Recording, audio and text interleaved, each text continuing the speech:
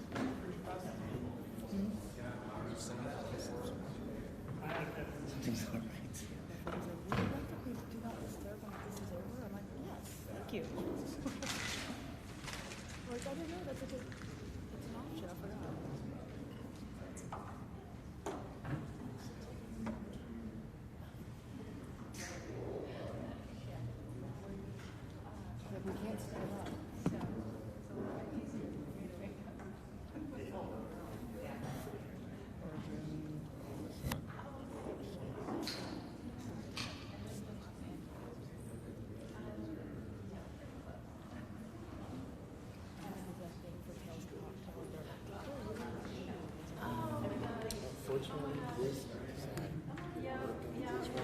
so anyway, you got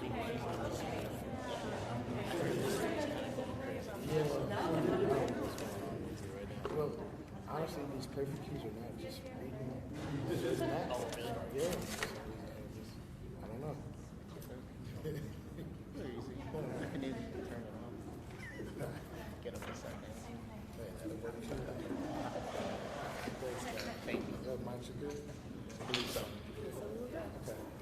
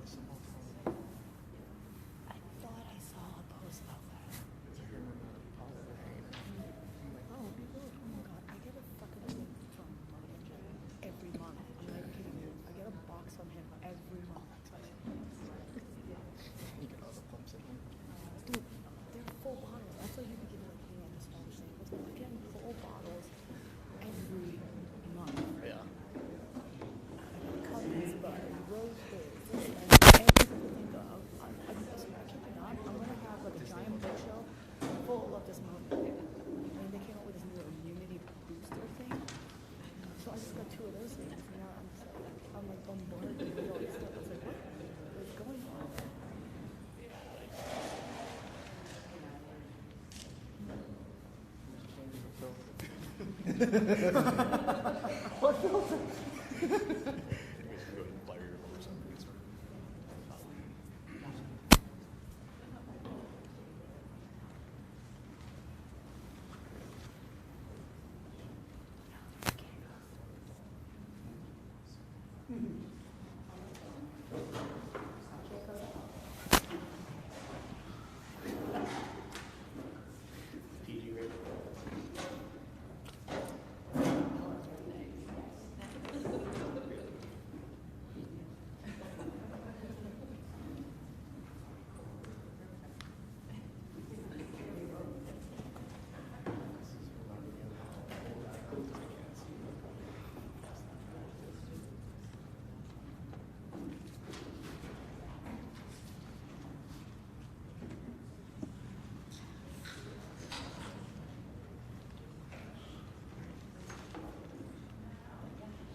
Good morning, afternoon, everyone. I've been hearing the cans pop. I would suggest to pour it over ice. They got ice back there for you. I mean, you can taste it room temperature, but optimum over ice. Yeah, I got 2 ninjas back here helping.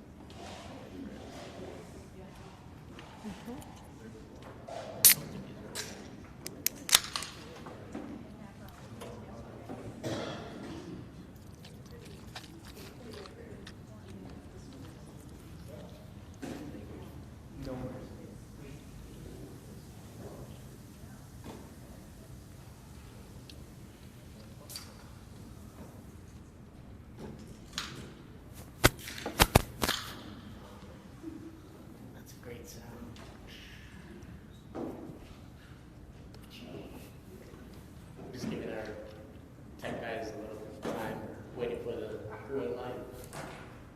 Good to go? Well, good morning, afternoon. Thank you everybody for coming down and speaking about the rise of low and no ABV. Everyone tried the NA RTDs yet?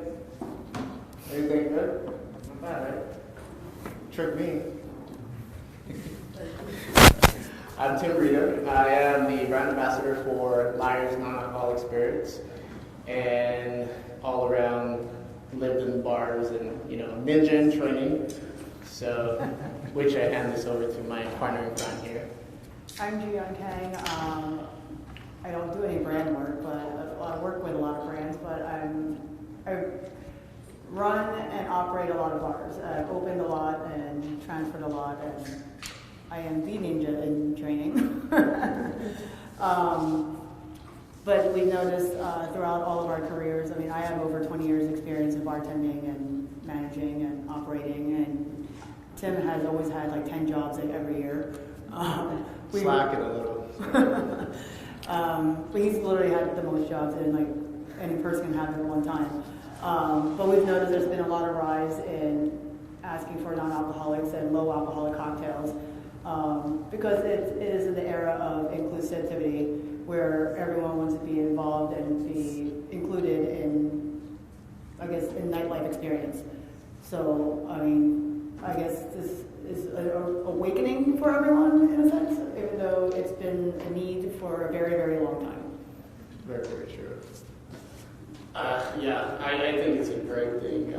A lot of times I'm often, caught in a situation where the party's going, but I just can't have that last Negroni or whatever pouring down my throat. But then you still want to be, with the crowd and enjoying. Now, there's a way to enjoy without overindulging, and there's great products out there, great bartenders just giving different options for non-alcoholic, low ABV. Just all around, everybody's seeking wellness. Yeah, I mean, I would say, in addition to that, where if we all know, 20 years ago when I was bartending, someone asked for a non-alcoholic, you just took the cranberry, oranges, and pineapple, put it together, and you gave them this weird reddish hue color, and you're like, here's a fruit punch, and enjoy that. Or you're like, I Coke, Sprite, or and you rattle off all those fizzy pops, and nowadays everyone's like, you can't do more. And you see menus now popping up with different juices, different things, and I guess in turn with that it becomes more allergens, but the options are endless. And in turn, all those non-alcoholics kind of become like a side dish to a main dish where you can add alcohol to it if somebody wanted to. So that becomes like an additive thing to the menu. That's actually I wouldn't say more profitable than not. Totally. So yeah, I try to be an adult today, and I put together a deck just so I can stay on course. But so I think about the origins of a mocktail. Like how Drew said, what was a mocktail, or what did we think of a mocktail as a mocktail? Oftentimes you're behind the bar and someone asks for something non-alcoholic. You're looking behind the bar like, okay, what color do you want? Do you want pink or brown? You want fuzzy or let me get really wacky. So that's what we thought of mocktails. I like bringing up mocktails were used for lots of things like cocktail photos, storefronts. I put up the Big Bird Goes to Japan slide over there when he really wanted that ramen in the window, and they're like, no. He said, no, I really want that one. Is this something? No, that was Mickey Mouse, sorry. But and he went in, and it looked so real but it wasn't. But it just made me. That's what I think of when I think of mocktails.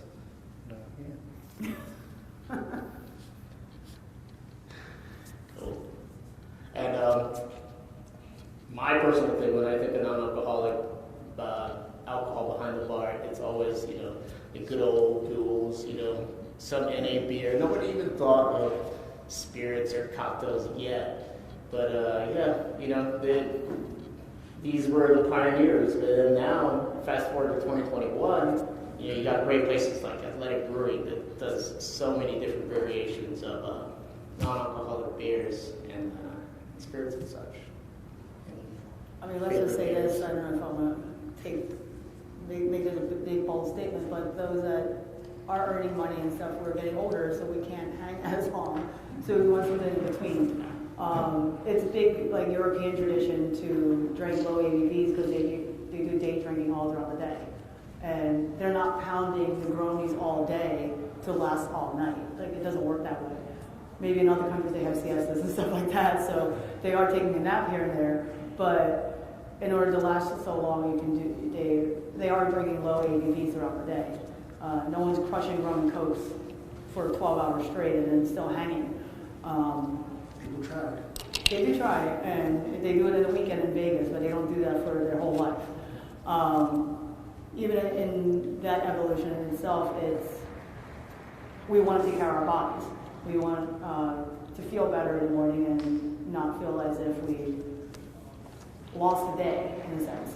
We want to be more active and alert at work with our families and our friends, and that has changed our perceptive as to what we want to be, enjoying our nightlife side. Oh, definitely. Going on to when you were speaking about menus and such, the evolution of everybody wanted or wants now an elevated option of everything, and that's the same with non-alcoholic cocktails, spirits, etc. when I'm out in the accounts, doing my spiel, one of the things I love to speak about is you think about food menus, nowadays, a few years back, you see the vegetarian option, the vegan option, and now you go to you can go to a few cocktail bars. I put up the Death and Co. Colorado, for example, and they have like a little asterisk kind of thing where you can order low ABV or no ABV. So it kind of gives everyone the ability to have a cocktail. If you don't drink, it's like, hey, now you can have a non-alcoholic Negroni. So it's not just subject to like a juice based, going completely scratch. There are amazing bars that can do a scratch cocktail. Like I used to work at the Nomad, where we did a version of a Rameston Fizz. God bless them, and it was great. It was great. It was just as intensive as creating the normal one, but it's fantastic. You can get it now. Of course, I forgot what the name of the cocktail was. I mean, if you think about it, a lot of the non-alcoholic cocktails that we were making behind the bars were substituted with water, or like tea or something to make it that color or flavor or whatnot. But it didn't have that weight. There was no flavor or weight to it. Because I feel like with me, when I build cocktails and flavors, it's based on texture and not just flavor and aroma. And when you put water in any like liquid or juice or cocktail you're creating, it just dilutes it. It just diminishes that effect of aroma and flavor and weight. So when you're drinking something that just tastes watered down and thin, and you don't feel like you're drinking anything. So what's great about these like non-alcoholic cocktail spirits for bars now is for bartenders to create these cocktails that have the same weight, and it gives it a nice flavor and texture, and then it holds that flavor to the point where it's extended, and you can be as complex as you want it to be. We no longer just have to keep taking water and making it into a drink that's watered down. And then you're putting ice on top of that, makes it even worse. So your cocktail drinking experience for non-alcoholics has been very weak, and now it's been elevated. And that's what's great about it, because we can give the same experience for someone who's not drinking and not make them feel shameful for not drinking. And we want to make people feel included, and for a long time, there's always been people that didn't drink, but they were forced to drink other things. And then we create a whole new slew of random alcoholics for no reason. I mean, for the longest time, you could say like the first guest or anyone that didn't drink alcoholics would have been pregnant women. Anyone that has a child would know. I mean, I don't, but I have lots of friends that have. They've all complained to me about this, that they're always told constantly they can't have this, they can't have that, you can't do this, you can't do that. If you're constantly told no this whole time, where do you fit in? So this whole era brings in that concept where you bring in those people that want to feel comfortable, feel included, and then it makes them feel welcome. And the first idea of hospitality, or the first concept of hospitality, is to make everyone feel welcome. 100%. Another thing I like to point out, a lot of people in this room are bar operators, work behind the bar and such.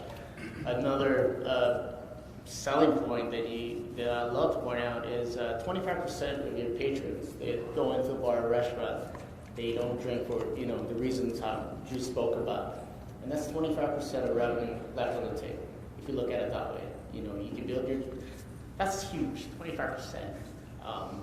So I always love to point that out, especially because now there's a lot more options out there. Liars, but yeah.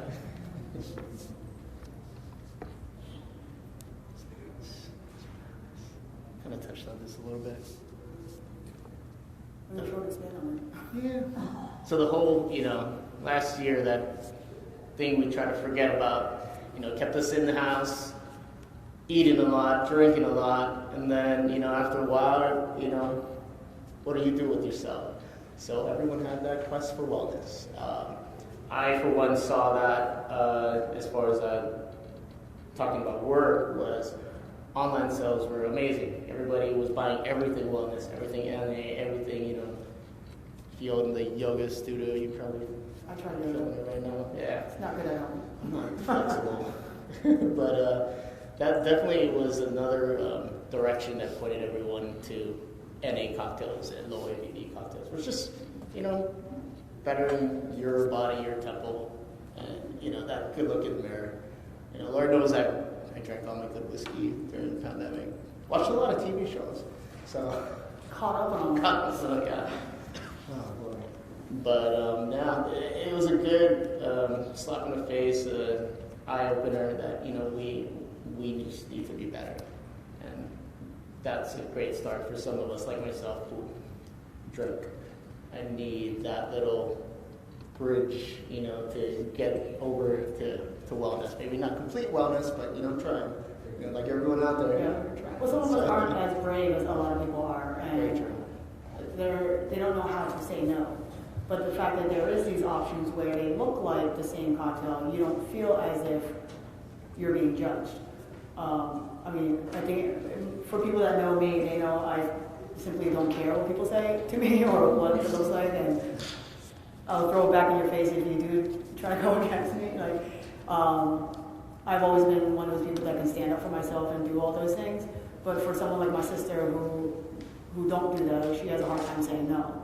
And I stand up for people like that.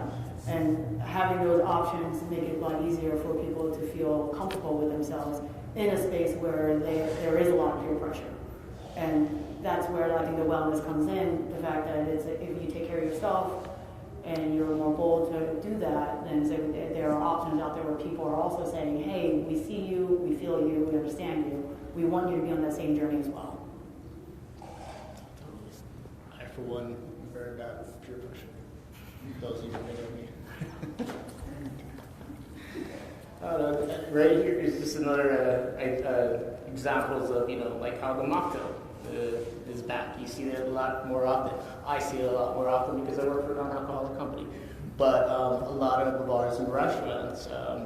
Here I put on the Sahara Las Vegas, where they put like a whole NA menu with a great NA spirit. And you just see it more often. It's more of a new, I would say, like a new category, not just a trend. Just because it gives you that, gives everyone that ability to drink your way, and enjoy like everyone else. Yeah, if you think about it on the cocktail menu, well, in Vegas, I can only speak on Vegas. I can't speak on other cities, maybe LA, because I've worked there as well. But most cocktails are anywhere from like $16 to $18. Plus tax and I would like up to $20. A mocktail you can charge anywhere from $10 to $13, and you're not putting any alcohol in it, because people don't realize juice is what's most expensive, and like that's the good stuff. Which is why if you do other fillers and like things, like it makes more sense. Like you could make a whole, like he was saying that 25%, you can make it all with mocktails itself, and you're filling in that need. At the same time, you're also filling in your costs. And a lot of people forget that if you have these options, it actually expands what your bar can do. This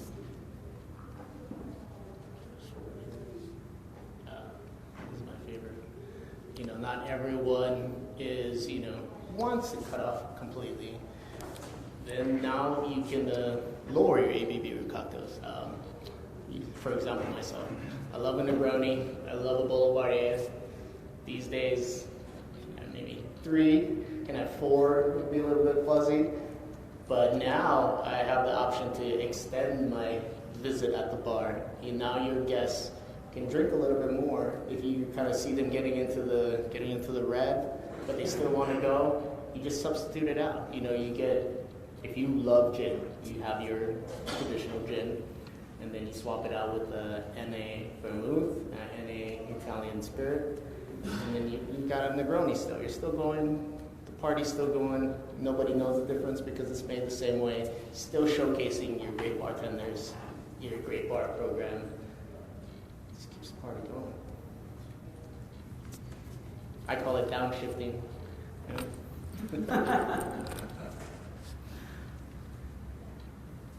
Yeah, low ABV is like, I would say, like a muted cocktail. Like it's a cocktail with like, where it gives you the buzz, but it doesn't extend you over. So it, I don't know, it's kind of like an appetizer in a sense, but it doesn't look like it.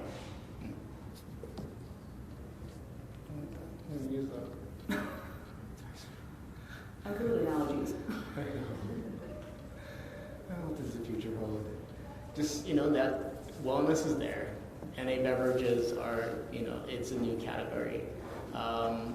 Bartenders, mixologists, for me, if I had that, 5 years ago behind the bar having an NA spirit, that option could make life, so much more greater for those folks that you tried your best to make a non-alcoholic cocktail.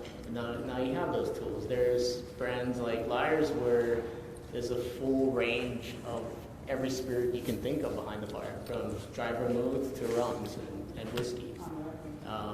There's also great ones out there that do tequila, and and it's still coming out more and more. My favorite NA beverage is Heineken Zero. So good. Tastes like Heineken. And you hear that, it's like, tastes like this, because it's basically what it is. It's paid homage to what you know and love. Same, essence, mouthfeel, visually, just without, that buzz. But, you're enjoying that ceremony of a cocktail. So. Yeah, well, I see what the future holding is that as we move further into the future of the whole country legalizing marijuana,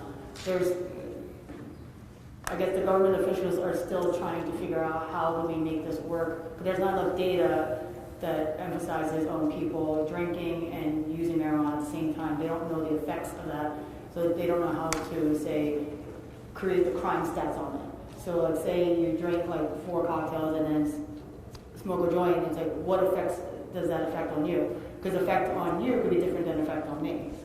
I mean, I can tell you from experience that when I smoke and then I drink, I actually sober up. To some other people, they get even more messed up. So it's very different on people's bodies and effects and the type of, I guess, if you're smoking sativa or indica, and that makes it a whole another difference. So I know next year, Las Vegas is supposed to be, hopefully, announcing and launching all of these cannabis lounges, so where you can go and smoke and will they allow alcohol? I don't think so at the start, which means the non-alcoholic drinks will be very popular.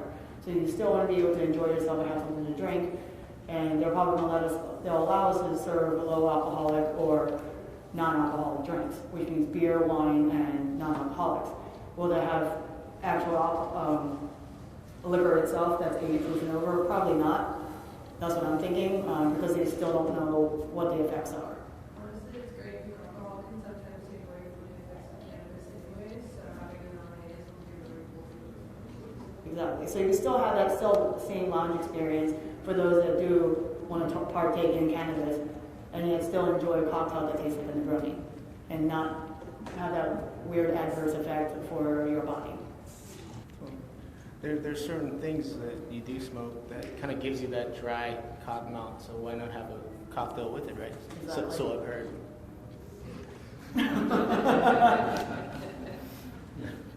I'm okay with admitting I smoke.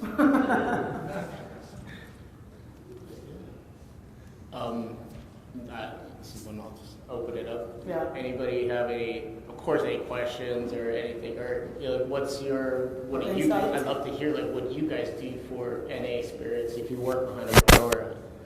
I have a question. Yeah. And it kind of states I'm recovering alcoholic, so I cannot have any alcohol, period. And the problem when you said that you liked having duels actually has 0.4% alcohol. Yes. So a true alcoholic like me, I will drink 10 of those. Then I'll break my sobriety, and then I'll go back to regular beer. So in these mocktails, is it truly zero alcohol, including things? Because it kind of makes a difference. Yeah.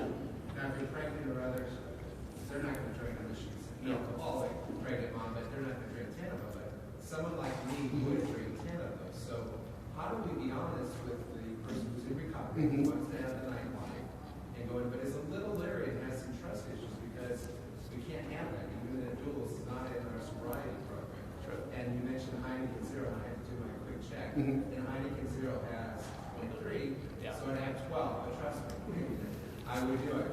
And then in my sick mind, then I'm in trouble. So first off, so is there any alcohol at all in any of these? They all vary, and it's like like how you said, it's very low to where it's still classified as zero. But Because it, there are few that are absolutely zero. There needs to be a little more truth in Mhm. this, because people like myself, and I know it's a small percentage, Yeah. but we really need to know. Most, if you go in most labels are open and honest, and you'll see which ones are. But that's a very good point, because like NA legally it's .05, I believe. That was back in the temperance days. Yeah. And I get it why other people don't understand or do it, because as a normie, you're not going to know that. But for us, part of the population, which is a big number actually, Right. we need to know, because it. Well, for what I know, I was told that anything under 2% is considered not an alcoholic item. Right, but we just, for us, we can't have. No, right, I know. But I mean, like, So I to mean, make a mocktail, it has to be nothing else. right. Well, that's why we always end up using water. Tobin in the back, Tobin Ellis in the back. I don't know if this is the location, the LGO officer, I can see it back here, but I think one of the reasons a lot of that happened had to do with retail, how it's sold. They had been put, like, I remember a number of packaged mixes, had been put with small alcohol, you couldn't get your supply chain to the liquor store in the States, whereas other states you don't sell mixed in the liquor store, they can't, they have to sell in the liquor store. So they would make two versions of their own product. I know bitters, for example, sometimes have a hard time getting listed. It's the ABV of them and how they're classified. So I think a lot of those problems you have to deal with is someone who doesn't want to drink anything, that transparency is out of the hands of the operator completely, because it's a supply chain legal issue that they have leeway to do things, sell products. You run into the same issue, it's no different if you're a diabetic, you have sugar concerns. We want to worry about pretty much every vodka you drink has glycerin in it, and it's a process of rapid where they're sweetening up the vodka, and there's no legal obligation without legal. That's a very small percentage, but it's not alcohol, non-alcohol products, not the only place. Food service and food industry sneak ingredients that aren't supposed to be there. So I think we have a larger legislation issue that maybe it's that's a pass action group or someone in that space to start lobbying against those practices. I hope people like that. Yeah.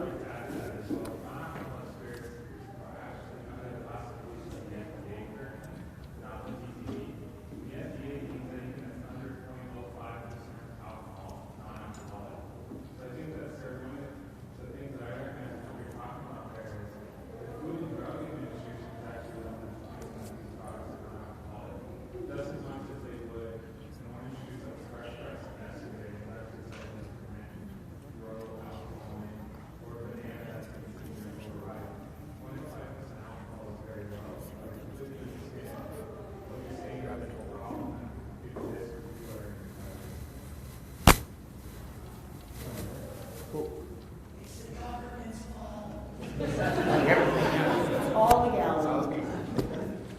So,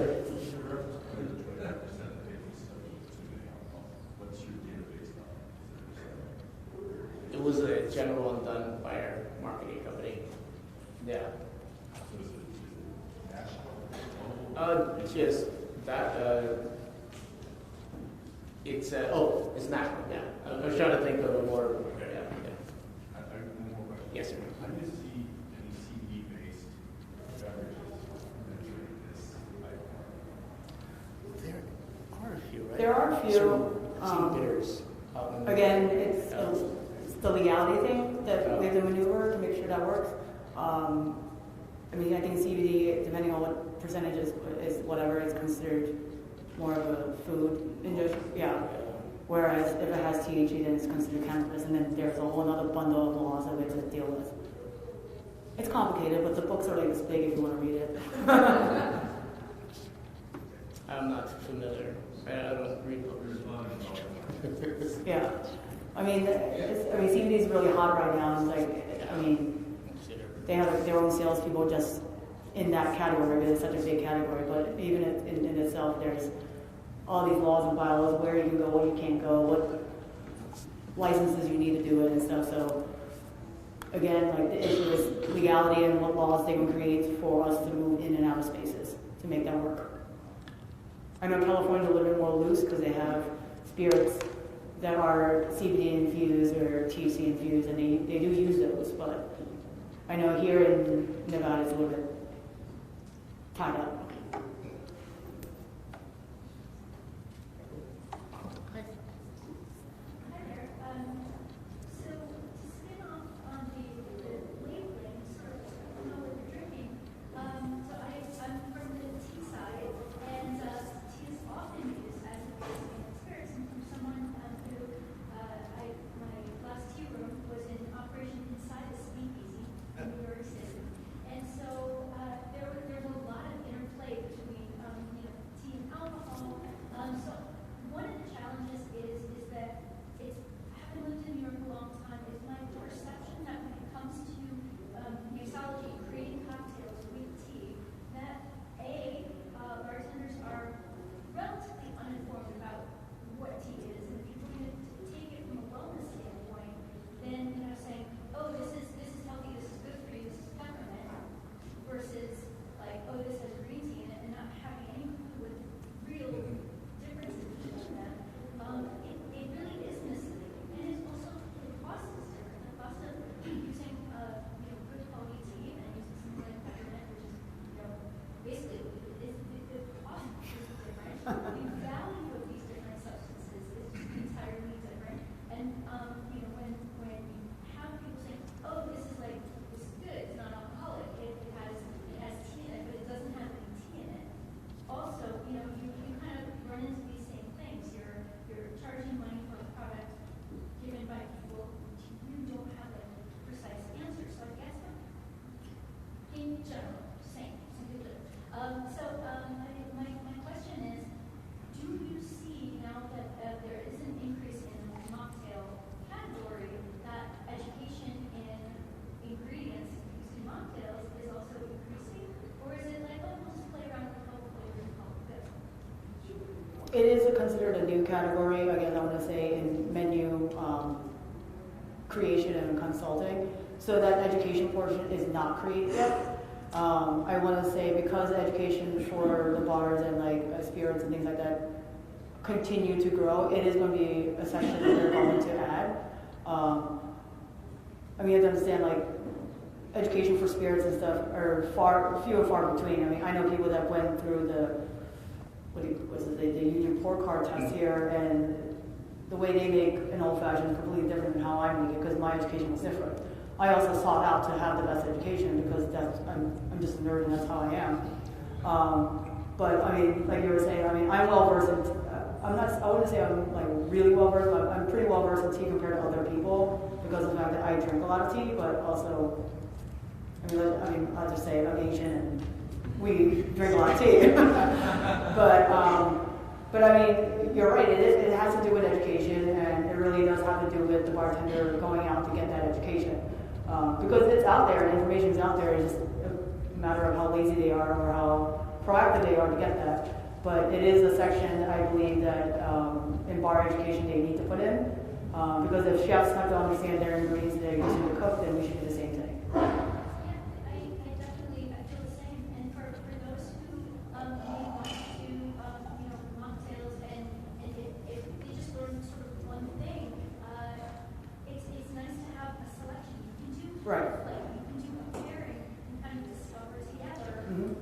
Oh wow, this does really work together. And that's actually kind of a fun, interactive way for certain bars to be able to kind of start to incorporate those flavors, find out what people like, how to mix them, and sort of builds the mixology around some of those experiences. So that's what I do. Yeah, I think there needs to be some kind of standard when it comes to education and things like that. Because I know when I wanted to learn something new, I wanted to learn things on spices, I went and tried every single spice because I'm that person. My very first education in bars and spirits was I was thrown in to work at a wedding, and I didn't know how to make any of the stuff until I screamed out my bar manager, "How do I make a Cosmo?" And she'll tell me I just poured in whatever. I didn't know the measurements. But the next day I went to a liquor store and wrote down every single brand and every single product because I didn't know when someone said, "I want a Tanqueray martini." I didn't know what Tanqueray was. And I was 19 at the time, but But then I went and learned. It's like, but not everyone is like me. And I think that standardization of education needs to happen. Miss. Yeah, so just kind of ripping off that, is, there's a lot of verbs that are being marketed to wellness companies Mhm. that can have some adverse effects for different populations, like some people with health concerns or pregnant people, and I mean a lot of the no ABV cocktails are going to be marketed to the pregnant person that wants to go out with her friends and that sort of thing. So, I mean, that you would think would be fine. Chamomile, depending on the type of chamomile, Right. could be bad for a pregnant mom. Yeah. Sure. What is your personal opinion? I don't know if you guys actually touched it, and I'm sorry if you did. On companies like Seedlip and companies like they're creating non-alcoholic distilled spirits. As the gentleman said there in the corner, yes, I really just did a 5-minute research, and they actually do have like 0.4, 0.3. I'm a struggling bar manager wanting to make a non-alcoholic bar menu full, and I went to Shrubs. But for sure Shrubs do take a little while to make. They last forever, they're great, but I just wouldn't think if you have another technique that you guys would use to maybe, I don't know, infuse some water or infuse another type of liquid that we can sub as a spirit. Because my point of Shrubs was using it as a spirit. Because I am looking at not just like pregnant ladies, I'm looking at non-alcoholic people. Because in Detroit, for example, there's a lot of like, I know at least 3 bartenders that are dry, and they make awesome, very balanced and flavorful cocktails. But we usually go to see. Now I'm touching on this thing. I really don't want, like my non-alcoholic menu, I want it to be no alcohol at all. Like not even a doubt. Oh, I think that has to be. So if there's a technique that you guys know that would suggest to replacing Seedlip or replacing any other brand that actually follows the law but does have some alcohol. I mean, I don't know anyone that actually does anything completely non-alcoholic, because it would have to be, because if you do infuse or do anything of that sort, they do expire very quickly. So it's something you'll have to do in-house. I forget, I want to recall, but I'm not completely sure.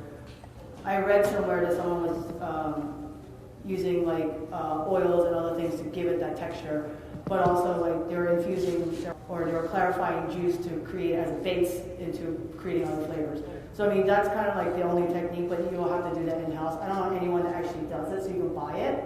No, for sure, that's what I'm looking for. Yeah. I'm not looking for something to, like, for sure, if it's made in mass, I would love to get it because it's then like A lot easier for you, yeah. less overhead on my employees, that I have less work for them. Yeah. But if I can create it at the bar and still make if I can create it and make a product that has the same quality and maybe cost the same or less, Yeah. it kind of like, I think it elevates the menu, the cocktail menus do, by you saying to your guests, this is made in the house.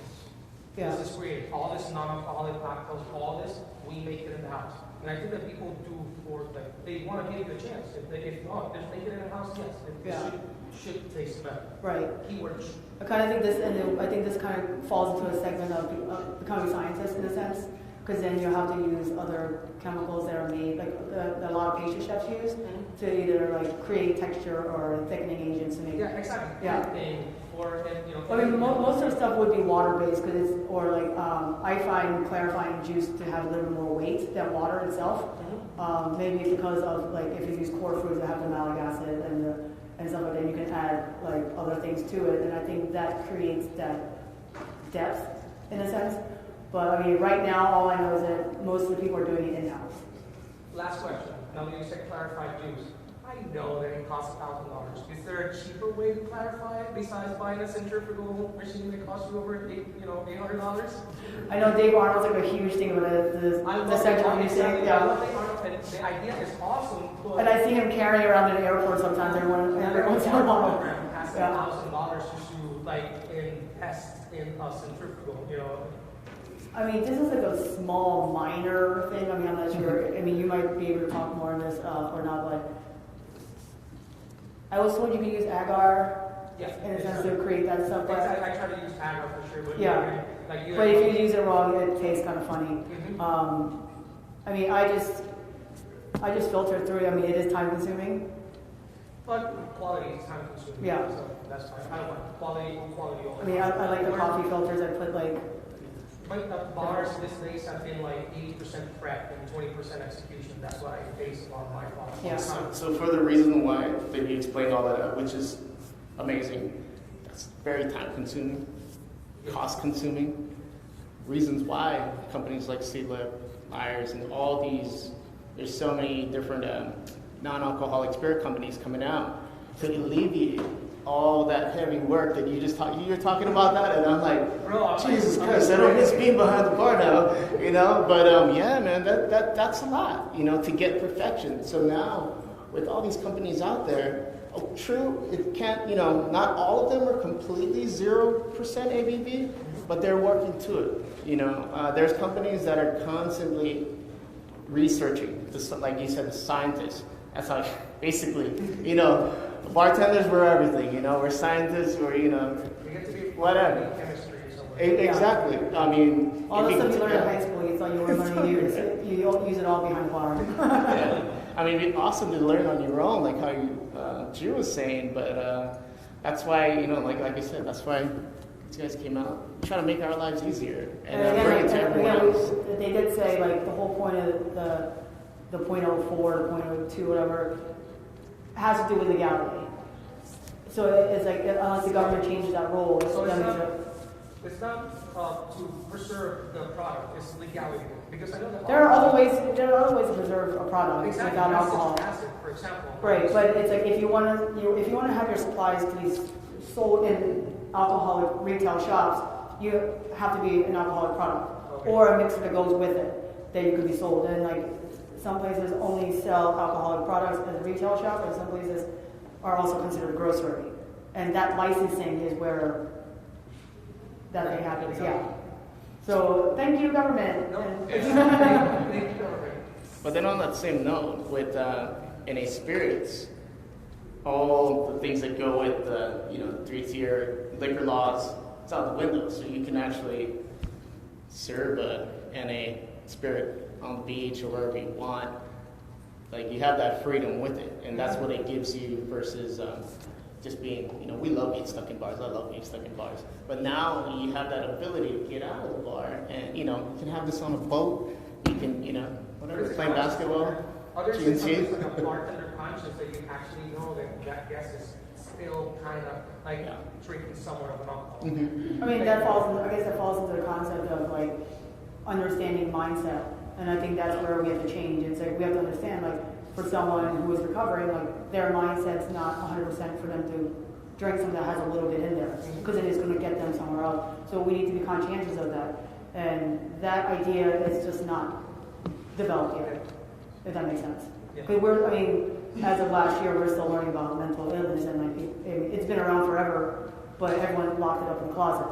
So until that whole thing changes, we can't, I guess, pursue anything else. So you had a question first? Oh, I'm sorry. Yeah, I just wanted to spin off of that a little bit. Something that I found that works in my bar when we're making mocktails is we also have a cafe in our bar. So we have the Torani flavored syrups that we use at the cafe. So I have a mocktail pina colada that I make where I stuff the Malibu and the rum for a coconut syrup. And it's completely non-alcoholic. It gives it the color, and it does add some of the weight without it being too sweet. It's not like we're going to be an ounce of Malibu rum to an ounce of the syrup. That's going to make it crazy sweet. So it's just finding the recipe that will work for that. But that's something that I'm finding, so that it is 100% non-alcoholic, that you can supplement for flavored syrups and things like that. It still gives you the color too. So it's kind of funny because that was my riff on a non-alcoholic cocktail. It's a pina colada, but I went to shrubs. I literally just went to a cucumber cantaloupe shrub, and that I wanted to just be 100% non-alcoholic. And then I saw the 2 ounces that I would use rum for that 2 ounces of shrub. It gives you some sweetness, but since the shrub is so herbaceous and it's very medicinal thing, would you say? It kind of mucks out the sweetness of it. And for sure, you kind of still ordering alcohol from distributors, but not the licensing as far as the alcohol license, the beer license, is that still the same process? It's a state-by-state thing. It depends on where you are. What you mean buying NAs? Yeah. You can buy it anywhere. You can buy it anywhere. That's the beauty of the NA spirits, like this, for example.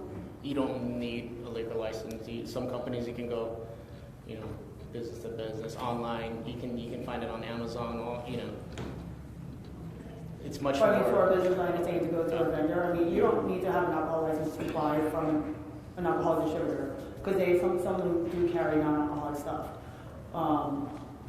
As far as anything else, I mean, that's all state by state rule.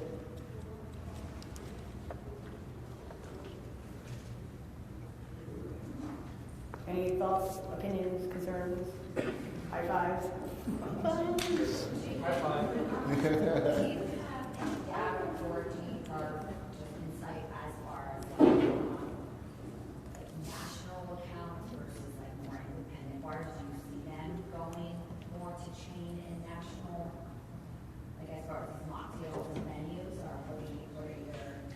I mean, I can't speak on chain restaurants and bars because their programming is completely different. But I do see that they are adding newer things. I mean, if you look at Cheesecake Factory, for example, they've always had the different styles of lemonades and teas and stuff like that. But I do see the occasional, like they have like the non-alcoholic mojitos and lemon drop martinis and stuff like that, because those are easy to make. I don't know if lemon drop martini if they just put lemonade in the cup for you or not, but I mean, they are moving in that direction. I mean, I wouldn't see why they wouldn't.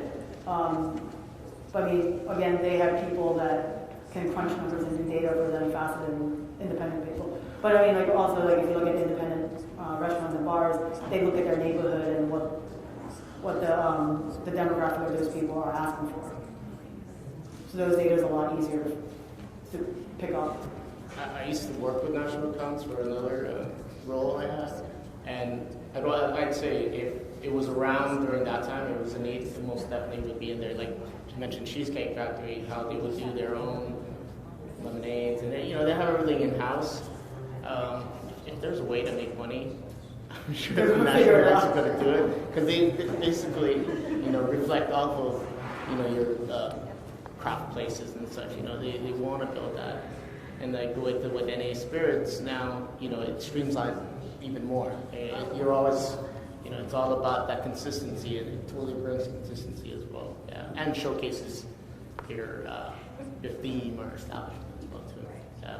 Yeah, as more and more bars go into doing these things, and then national accounts doing it, we'll have better data.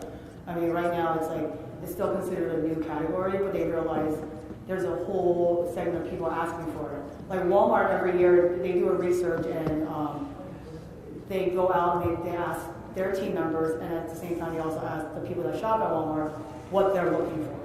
And that's where they develop new things and they partner up and find new stuff. And Walmart's probably the leading people that create consumer products.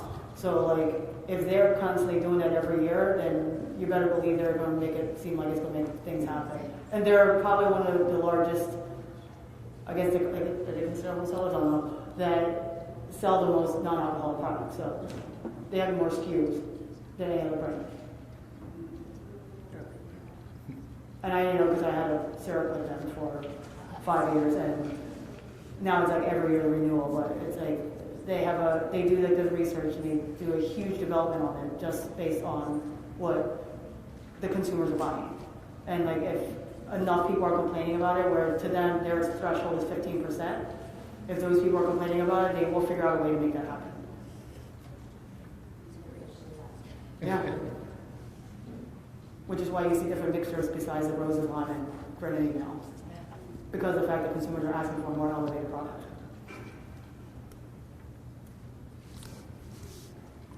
Cool? High five?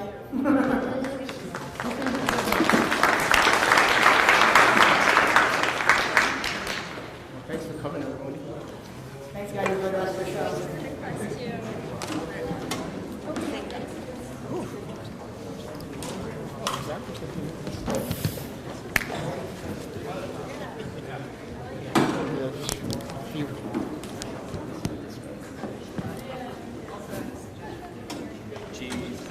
Are you willing to share your Yes, sir. Thank you so much. Thank you. Thank you. Thank you so much. Thank you so much. I appreciate it.